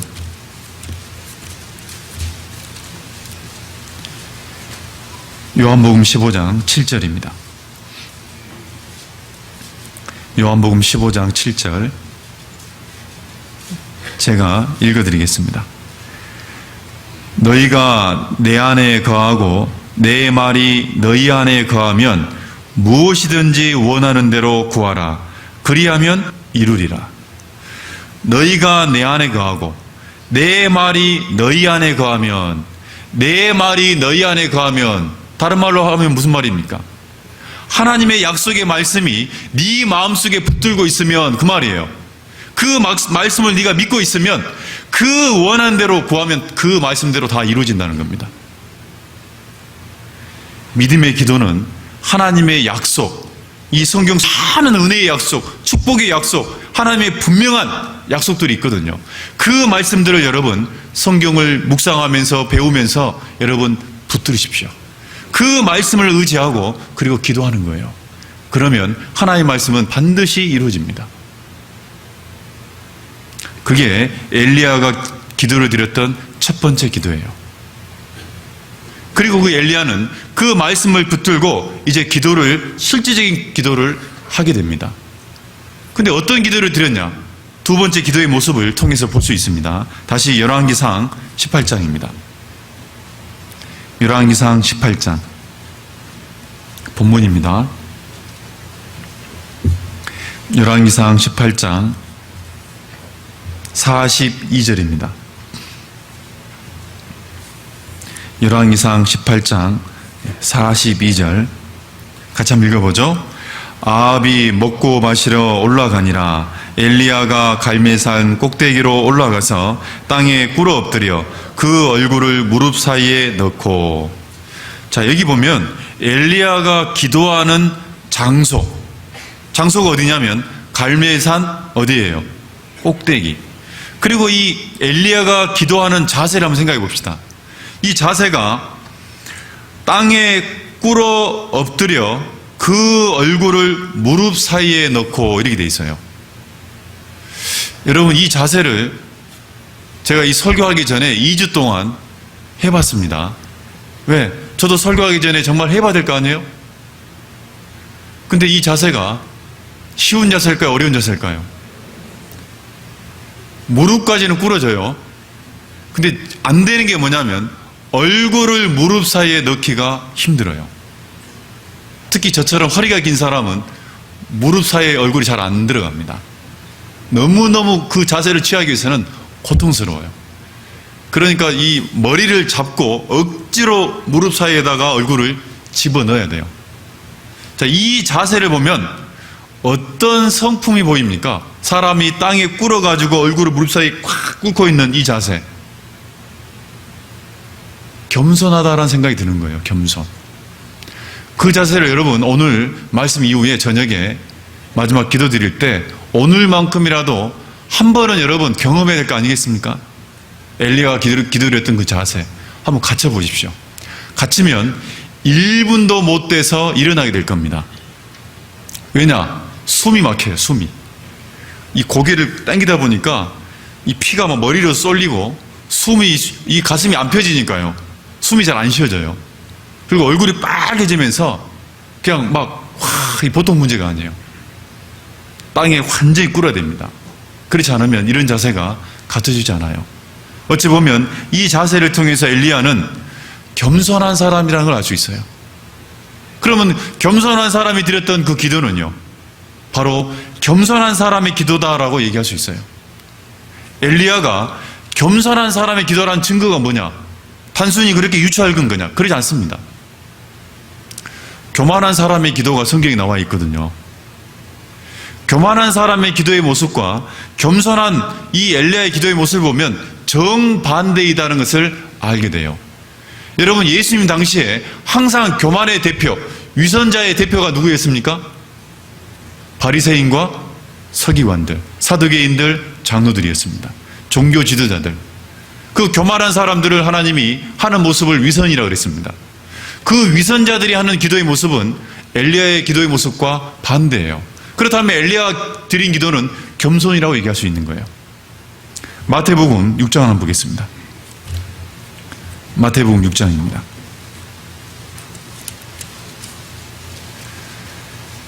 마태복음 6장 5절입니다. 마태복음 6장 5절입니다. 같이 한번 읽어보죠. 또 너희가 기도할 때에 외식하는 자와 같이 되지 말라. 저희는 사람에게 보이려고 회당과 큰 거리 어귀에서 기도하기를 좋아하느니라. 내가 진실로 너희에게 이르노니 저희는 자기 상을 이미 받았느니라. 이 교만했던 외식한 이 바리새인들의 기도를 책망했던 내용입니다. 근데 이 바리새인의 기도의 모습이 뭐냐면 사람에게 보이려고 회당은 사람이 많이 모이는 곳이잖아요. 그리고 큰 거리 어귀입니다. 모퉁이. 작은 거리가 아니라 큰 거리 모퉁이에서 서서 기도하기를 좋아했다. 무릎 꿇어 엎드렸습니까? 섰습니까? 섰습니다. 얼굴을 무릎 사이에 넣었습니까? 얼굴을 보였습니까? 사람에게 자기를 보이려면 얼굴을 드러내야 됩니다. 근데 엘리야의 기도는 뭡니까? 사람이 없는 갈멜산 꼭대기입니다. 그곳은 사람이 자주 가는 곳이 아니잖아요. 하나님만 바라보고 기도하는 겁니다. 그리고 서서 자기 낯을 드러내는 게 아닙니다. 꿇어서 엎드려서 얼굴을 무릎 사이에 넣는 거잖아요. 가장 낮은 자의 사람의 모습이거든요. 얼굴을 가리는 것은 종의 모습입니다. 이사야 6장 2절에 보면은 이 하나님 옆에 하나님을 섬겼던 특별한 천사, 날개가 6개 있었던 스랍이라는 천사가 나옵니다. 이 스랍의 천사의 모습이 뭐냐면 두 날개로는 발을 가리우고 두 날개로는 자기 얼굴을 가리우고 두 날개는 하늘을 날며 하나님 앞에 찬양을 합니다. 거룩하다, 거룩하다, 거룩하다. 찬양을 받으실 여호와여. 자기 얼굴을 가리웠어요. 자기 발을 가리웠어요. 자기 행적과 자기 얼굴을 드러내지 않는 게 바로 스랍, 처음부터 종으로 지음받은 천사의 모습이에요. 엘리야는 정반대의 기도, 바로 겸손의 기도를 드렸다는 걸 알 수 있어요. 하나님은 그 겸손한 사람에게 그 기도에 응답을 주십니다. 교만한 자는 물리치시고 겸손한 자에게 은혜를 주신다 하였느니라. 야고보서 4장에 그렇게 되어 있지 않습니까? 하나님은 겸손한 자에게 은혜를 주십니다. 그러면 겸손한 사람이 간절한 기도를 하고 있을 때 그 사람에게 은혜는 뭘까요? 기도의 응답이잖아요. 그러니까 겸손한 사람에게 은혜로 기도 응답이라는 게 오는 거예요. 내 마음이 높아져 있는지, 아니면 외시간, 형식적으로 기도를 드리고 있다면 그건 겸손한 기도가 아니겠죠. 정말 내가 하나님 앞에 골방에서 기도드린 것처럼 보이지 않는 하나님, 은밀한 가운데 함께 하시는 그 하나님 앞에만 내가 기도할 수 있는 사람, 그리고 그 겸손한 마음을 가지고 드릴 수 있다면 하나님이 그 사람에게 기도의 응답으로 은혜를 주실 겁니다. 엘리야는 그렇게 응답을 받았어요. 겸손. 우리가 아마 성경 설교를 들을 때마다 겸손, 은혜, 사랑, 온유, 이 네 가지 이 주제는 절대 빠질 수 없는 주제입니다. 겸손이라는 말을 항상 우리가 듣습니다. 근데 가장 또 빨리 잊어먹는 게 뭐냐면 겸손입니다. 왜냐? 우리의 본성 자체가 뭐예요? 교만하거든요. 사람은 자기가 주인이 되려고 하는 겁니다. 종되기를 싫어하는 것이 우리의 본성입니다. 그러니까 항상 겸손을 마음에 염두에 두지 않으면 바로 교만이라는 것이 내 마음이 높아질 수밖에 없다는 것을 알 수 있어요. 겸손이라는 게 뭔지를 잠깐 살펴보고 가도록 하겠습니다. 빌립보서 2장 한번 보겠습니다. 빌립보서 2장.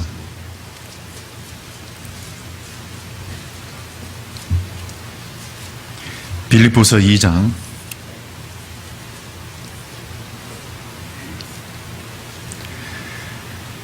6절부터 8절입니다. 빌립보서 2장 6절로 8절. 그는 예수님이죠. 근본 하나님의 본체시나 하나님과 동등됨을 취할 것으로 여기지 아니하시고 오히려 자기를 비어 종의 형체를 가져 사람들과 같이 되었고 사람의 모양으로 나타나셨음에 자기를 낮추시고 죽기까지 복종하셨으니 곧 십자가에 죽으심이라. 자, 예수님은 겸손의 왕이라고 우리가 가끔 찬송과 복음성에도 나옵니다. 겸손의 왕 예수님. 왜 예수님이 겸손의 왕이냐? 그 예수님은 하나님과 동등된 근본 하나님이에요. 근데 그 하나님이 이 낮고 낮은 땅까지 내려옵니다. 그리고 더 낮아가지고 모든 사람의 대속물로, 제물로 자기가 십자가에 죽기까지 복종을 하게 됩니다. 그 예수님의 그 겸손. 근데 그 겸손을 이루기 위해서 특별히 7절, 8절에 보면 두 가지 모습이 있습니다. 종의 형체, 종의 형체라는 것은 말 그대로 겸손한 사람의 모습이잖아요. 근데 그 겸손한 사람의 모습을 갖기 전에 자기를 비웠다라는 말이 나옵니다. 자기를 비우는 것. 그게 겸손입니다. 그리고 8절에 보면 자기를 낮추시고 죽기까지 복종하셨으니, 복종했다는 것은 자연스러운 거예요? 이거는 노력이 필요한 거예요? 그래서 겸손이라는 건 여러분요, 자연스럽게 생기는 성품이 아닙니다. 자기를 낮추려고, 자기를 비우려고 자기가 의지를 가지고 노력하지 않으면 여러분, 겸손이라는 것은 이루어질 수 없어요. 형제 자매들 같이 함께 하면서, 아니면 세상 사람들과 함께 하면서 내가 겸손해지려고, 자기를 비우고 낮춰주려고 항상 깨어있지 않으면 여러분, 사람 어느 날 내가 높은 자리에 앉아있다는 것을 알게 될 거예요. 그리고 내 마음이 높아져 있기 때문에 말과 행동도 함부로 한다는 것을 알게 될 거예요. 왜? 겸손은 저절로 생기는 것이 아닙니다. 겸손은 뭐냐? 자기를 비우고 낮추는 거예요. 낮추는 거예요. 이렇게 얘기하는 것도 어렵게 생각합니다. 겸손이라는 게. 다른 말로 얘기하면 자기를 맨 나중으로 세우는 겁니다. 순서를 세운다면. 어떤 예화에 보니까 예화 제목만 제가 알고 있습니다. 나는 세 번째. 나는 세 번째. 영어로 얘기하면 I am third. 나는 세 번째다. 근데 세 번째라 생각해 보니까 그게 꼴등이더라고요, 항상. 하나님이 첫 번째. 두 번째는 다른 사람과 교회가 두 번째. 그리고 자기는 세 번째. 커피를 마실 때도 나는 세 번째. 하나님께 영광을 드리고 다른 사람을 먼저 배려하고 그 다음에 나는 내 마지막에. 세 번째가 바로 종의 마음이고 겸손한 사람의 마음이다. 여러분요, 다른 사람을 우선시하는 것, 그게 얼마나 기쁨인지를 해보면 알아요. 여러분, 대접 받는 게 기쁠까요? 대접하는 게 기쁠까요? 대접하는 것이 훨씬 기쁩니다. 그 대접하기 위해서는 힘든 게 분명히 있습니다. 육신의 노력도 필요하고, 그런데 대접하고 날 때 그 대접을 통해서 기뻐하는 그 사람들의 기쁨을 통해서 더 큰 기쁨이 있다는 것을 알게 돼요. 저도 철없을 때 이제 대학교 때 자취를 하는데요. 가난한 형제들하고 이제 돈을 모아가지고 자취방을 싸게 얻으려고 같이 자취 생활을 한 4년 동안 했었습니다. 근데 너무 이제 가난하다 보니까 먹을 것도 별로 없었어요. 근데 그때 광주교회 이 하기수양회 준비를 대학생들이 방학 거의 한 달간 미리 준비를 합니다. 그때 제가 대학부를 맡고 있으니까 더 이제 모범적으로 일을 해야 되잖아요. 아침에 나갔다 저녁까지 막 먼지 뒤집어 쓰고 돌아오는데, 그날도 이제 아침에 나가려고 밥을 먹고 나가야지 힘을 쓰니까. 근데 저희 자취방이 너무 더워가지고 어디 희한한 집 2층에 그냥 쪽방이었는데 너무 뜨거워가지고 옥상에 자다가 새벽에 내려와서 이제 잠을 자야 될 그런 집이었어요. 근데 아침에 이제 밥통을 하나 들고, 우리 밥그릇이나 숟가락 이런 거 이제 사용하지 않죠. 그냥 통째로 먹어야 설거지감이 없으니까. 그래서 이제 너무 더우니까 문턱에 둘이 앉아가지고요. 가운데 밥통을 하나 들고 옆에다가는 김치통, 요만한 하얀 김치 플라스틱 통을 놓고 이제 먹는데, 문제는 뭐냐면 김치통을 열었더니 김치가 별로 없어요. 국물만 이만큼 차 있는 거예요. 그러더니 휘저으니까 김치 오래된 찌끄러기가 훨씬 올라오니까요. 젓가락으로 잡아가지고 이제 이렇게 탁 먹는데 그것도 맛있어요. 한참 먹다 보니까 이제 그것도 없는 거예요. 부스러기도 없는 겁니다. 그런데 한참 국물을 휘저어갖고 한씩 떠먹고 있는데 아주 좋은 김치 부스러기 하나 올라왔어요. 아주 그 좋은 부분 있잖아요. 그게 다 올라왔는데 어떤 마음이 탁 내 말에 드냐면 앞에 있는 이 후배 형제님한테 주고 싶은 거예요. 그때 그 마음이 들었어요. 그냥 원래 제가 착하지는 않는데.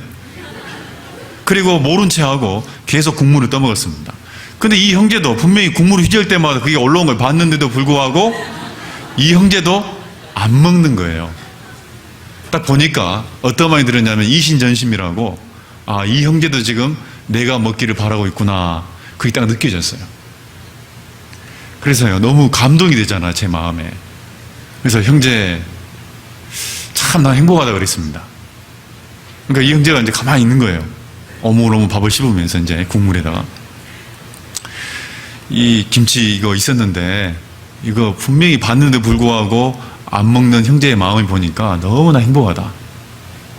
아마 내가 인생 가운데 죽을 때까지 오늘 이 짧은 아침에 먹는 이 식사 시간은 내 마음의 추억에 잊혀지지 않을 것 같다. 정말 먼저 다른 사람을 먼저 생각하는 것이 정말 이렇게 감동을 준다는 것을 내 마음에 잊지 않겠다고. 그 말을 제가 이렇게 드렸습니다. 드렸더니 이 형제가요, 눈물을 툭툭툭 흘려요. 그러다가 울음을 못 참고 입에 있던 밥을 품어버립니다. 푸앙 품었어요. 근데 문제는 뭐냐면 피할 수가 없어요, 제가. 왜? 둘이 문에 딱 끼어가지고 묵고 있었거든요. 문턱에. 얼굴에다 품어가지고 얼굴에 그냥. 그때 밥 색깔이 빨갛다는 걸 그때 알았습니다. 김치국물에 염색이 된 거잖아요. 제가 뭐 이렇게 사삭하려고 이런 얘기 한 게 아니고 정말 자기를 뒤로 돌리고 남을 먼저 앞으로 돌리는 것이 얼마나 큰 축복인지 모릅니다. 그날 그 반찬 가지고 그런 감동을 서로 느끼고 이제 그날 가서 일하고 돌아오는데 하나님은 정말 축복해 주더라고요. 그 봉사했던 광주교회 어머니 자매님들이 저희 두 형제를 잘 알잖아요. 가난하게 산다는 거. 반찬을요, 김치 한 통에다가 마른 반찬 해가지고 오후에 일 끝나고 돌아갈 때니 보따리에다가 2개를 싸주시더라고요. 갖다 먹으라고. 야, 그때 저한테는 그랬습니다. 그 김치 찌끄러기 하나 양보한 것이 이렇게 크게 돌아오는 거구나. 하나님이요, 그렇다 말이에요. 예를 들어서요. 겸손이라는 것이 자기를 낮추고 남을 먼저 세워준다는 것이 얼마나 행복인지 여러분 해보십시오. 하나님이 교만한 자는 물리치시고 겸손한 자에게 은혜를 주신다는 것이 분명한 겁니다. 겸손한 마음으로 이 엘리야가 기도를 드렸다는 것 너무나도 우리가 분명하게 알 수 있어요. 그 은혜로 응답을 주시는 거예요. 그리고 이 엘리야의 이 기도의 자세, 땅에 꿇어 엎드려서 얼굴을 두 무릎 사이에 넣었다. 그걸 딱 넣고 기도를 제가 딱 해봤더니 어떤 게 되냐면요, 여러분들 해봐야 됩니다. 오늘 해봐야 제 말이 이해되는 거예요. 마음이 모아져요. 그냥 막 뜨거우니까, 피가 쏠리니까요, 마음이 뜨거워져요. 어떤 마음이 생기냐면 간절한 마음이 생겨요. 여러분, 간절한 마음이 생기면 그냥 얼굴을 파묻고요, 파묻고 제발 제발 제발 제발 하나님 도와주세요. 다른 말 필요 없어요. 막 이거 이래서 이럽니다, 이런 말 필요 없어요. 하나님 제발 도와주십시오.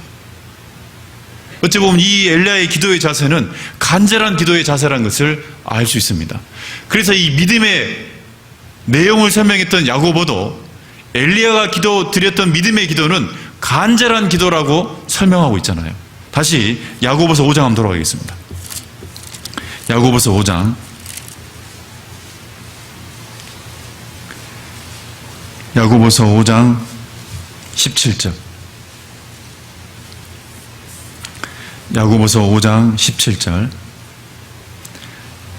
엘리야는 우리와 성정이 같은 사람이로되 저가 비오지 않기를 어떻게 기도한즉 간절히 기도한즉 3년 6개월 동안 땅에 비가 오지 아니하고 다시 뭐한즉 그 다시와 기도 사이에 뭐가 빠졌겠어요? 간절입니다. 영어 성경을 보면 알 수 있습니다. 다시 간절히 기도한즉 하늘이 비를 주고 땅이 열매를 내었느니라. 엘리야의 기도는 간절한 기도예요. 이 간절한 기도는 힘이 있어요. 간절한 기도는 포기하지 않아요.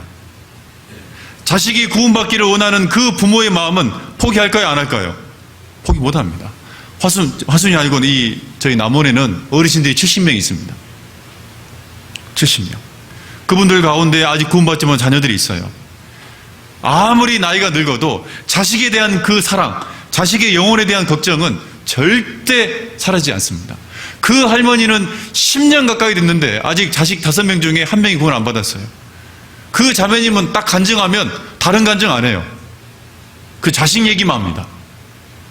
구원받게 해달라고, 도와달라고, 내 기도가 부족할까봐 형제 자매들 도와달라고. 제가 2년 동안 그 할머니 만날 때마다 한 번도 빠지지 않고 그 얘기합니다. 간절함은 그렇게 끈질기게 포기하지 않고 하는 거잖아요. 여러분이 하고 있는 기도의 제목 가운데 하다가 말다가 하는 기도, 간절함이 없는 기도입니다. 땅에 꿇어 엎드려 그 머리를 얼굴을 무릎 사이에 넣지 않는 간절한 기도가 아니라는 거죠. 그런 기도를 통해서는 응답이 없습니다. 응답이 없습니다. 그래서 하나님은요, 우리에게 간절한 기도를 하기 위해서 어려운 상황을 주게 돼요. 그래서 여러분요, 어려운 상황을 당해가지고 간절히 기도할래요? 지금 간절히 기도할래요? 여러분요, 정말입니다. 하나님은 우리 기도하지 않잖아요. 기도할 수 있도록 어려운 상황을 줘요. 그게 징계입니다. 지금 내가 기도하는 제목이 얼마나 중요한지를 여러분 마음속에 하나님 마음으로 바라보시고, 그리고 그 간절함을 가지고 여러분 기도를 드려야 될 거예요. 그게 우리에게 필요한 거예요. 엘리야는 그런 기도를 드린 사람입니다. 그게 바로 믿음의 기도예요. 믿음의 기도는 간절함이에요. 그 믿음의 기도는 믿기 때문에 이루어질 때까지 끝까지 기도하는 거잖아요. 그게 간절함입니다. 믿는다고 얘기하면서 끝까지 기도하지 않는다. 안 믿는다는 얘기죠. 간절한 마음으로 기도한다 하면서 금방 포기한다. 간절함이 없다는 증거겠죠. 엘리야는 간절히 기도했습니다. 그 간절한 마음을 또 볼 수가 있죠. 열왕기상 18장입니다. 열왕기상 18장 43절 제가 읽어보겠습니다. 열왕기상 18장 본문 43절. 그 사환에게 이르되 올라가 바다편을 바라보라. 저가 올라가 바라보고 고하되 아무것도 없나이다. 가로되 7번까지 다시 가라. 그 엘리야는 혹시 지중해 쪽이잖아요. 바다 쪽에서 비가 올 만한 어떤 특별한 구름이 있는지를 바라보라고. 없습니다라고 사원이 얘기하니까 몇 번까지 가라고 그랬습니까? 7번까지. 실은 이 7번이라는 게 숫자 단순히 7번을 얘기하는 게 아닙니다. 보일 때까지예요. 그 응답이 이루어진다는 그 징조가 보일 때까지 계속 가라는 겁니다. 베드로가 내게 범죄하면 내가 몇 번까지 쉽게 가면 용서해야 됩니까? 70번에 7번까지도 해야 된다. 그 말은 끝까지 하라는 얘기잖아요. 간절함이에요. 7번까지 다시 가봐라. 또 가봐라. 또 가봐라. 또 가봐라. 그리고 44절, 45절 제가 읽어보겠습니다. 7번째 이르러서는 저가 고하되 바다에서 사람의 손만한 작은 구름이 일어나나이다. 가로되 올라가 아합에게 고하기를 비에 막히지 아니하도록 마차를 갖추고 내려가져서 하라 하니라. 조금 후에 구름과 바람이 일어나서 하늘이 깜깜해지며 큰 비가 내리는지라. 아합이 마차를 타고 이스라엘로 가니. 그 엘리야의 마지막 기도의 모습이 뭐냐면 징조를 찾는 거예요. 징조. 비올 징조를 기다리는 기도입니다. 그래서 믿음의 기도는 뭐냐면 하나님이 그 일을 이룬다는 징조를 찾는 거예요. 징조. 징조를 바라보면서 믿음을 갖고 끝까지 기도하는 거예요. 나중에 7번째 가보니까 저 바다 끝에서 사람의 손만한, 쉽게 하면 조그만한 이 구름이 올라옵니다. 엘리야는 그것을 징조로 봤어요. 아, 드디어 비가 오는구나. 그리고 일어났습니다. 징조가 확인되면 반드시 이루어진다, 안 이루어진다. 징조란 것은 이루기 직전에 일어나는 현상이잖아요. 그래서 믿음의 기도는 징조를 바라보는 겁니다.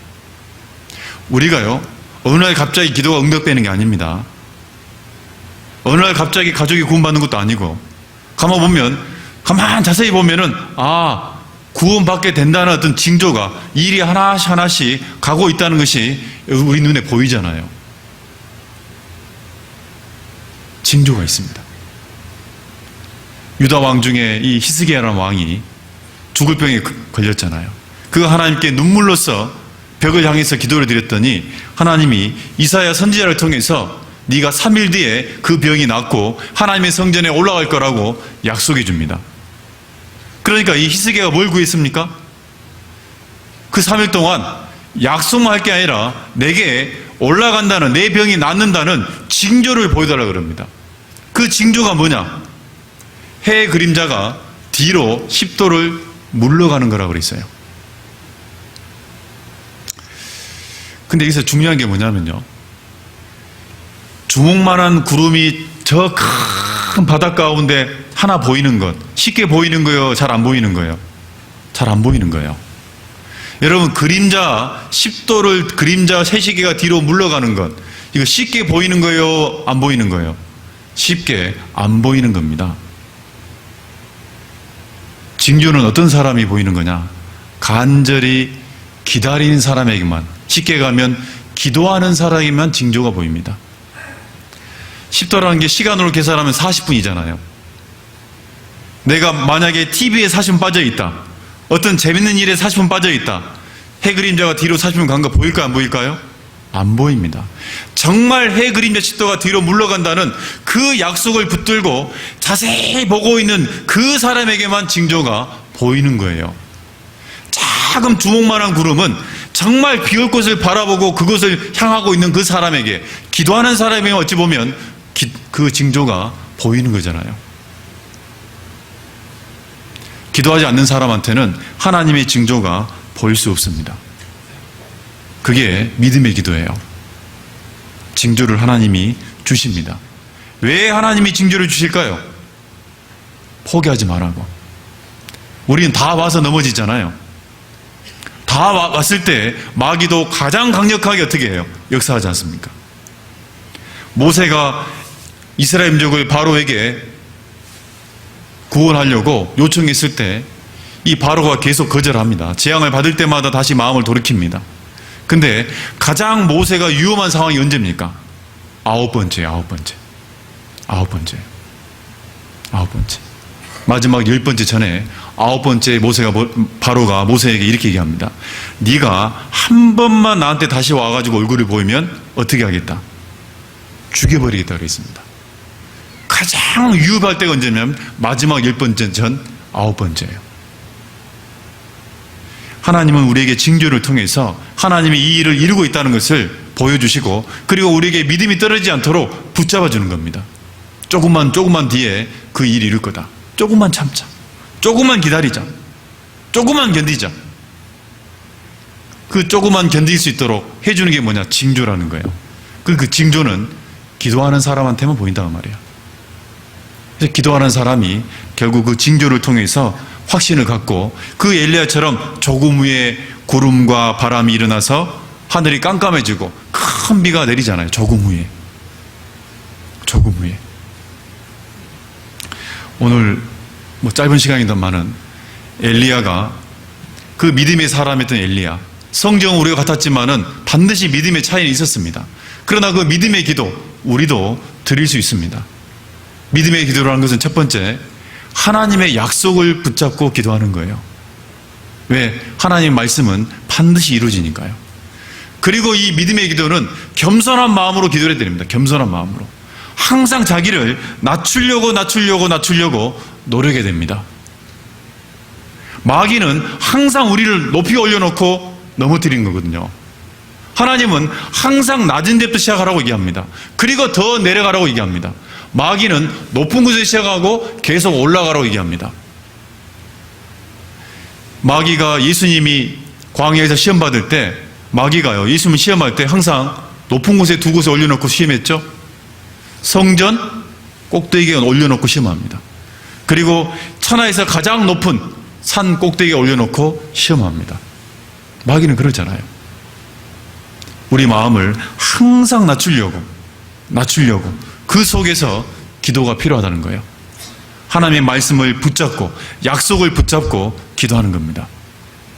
여러분요, 약속이라는 것이 무기예요.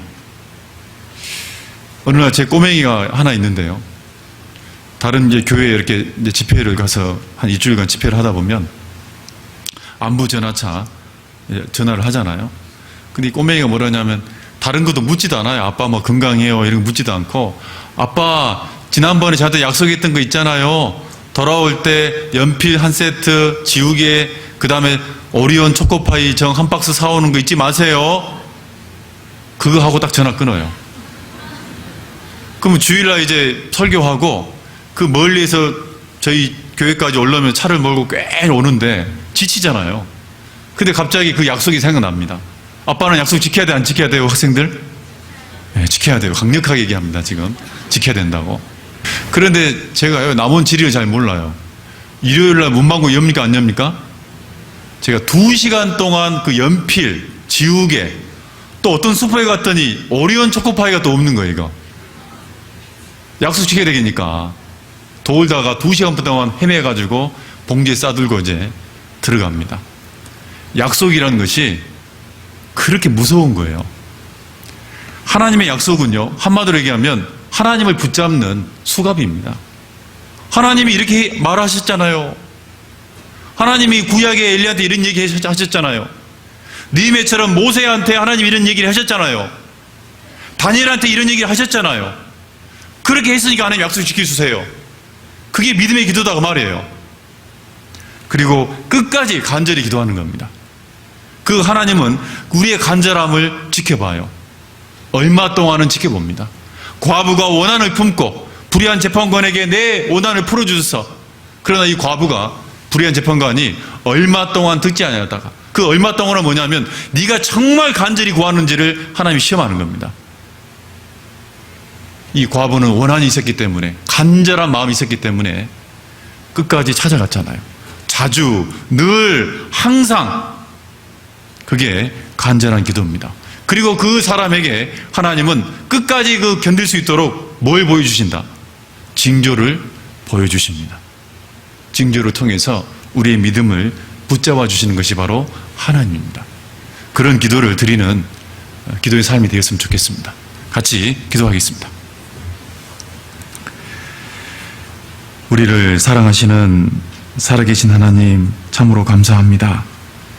저희들에게 믿음의 연약함을 보시고 그 믿음을 경격할 수 있도록 말씀으로 인도해 주시고 엘리야처럼 언제나 그 말씀 가운데 약속을 붙들고 살아갈 수 있도록 도와주시옵소서.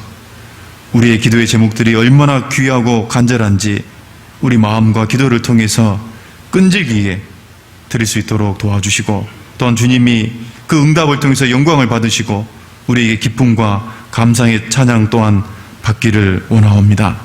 특별히 내일부터 준비되어 있는 대국교회 대집회 가운데 그 기도하는 영혼들 발걸음을 인도해 주시고, 함께하는 우리 형제 자매님들 같이 동참하며 엘리야의 기도가 드린 것처럼 함께 끝까지 기도할 수 있도록 도와주시옵소서. 기도의 응답을 통해서 하나님께 영광 돌리기를 간절히 원하옵니다. 특별히 말씀을 전하시는 이영민 목사님께도 성령의 능력과 지혜가 크게 넘쳐서 힘있게 말씀을 전할 수 있도록 역사해 주시옵소서. 우리를 사랑하시는 예수님 이름으로 기도드렸습니다. 아멘.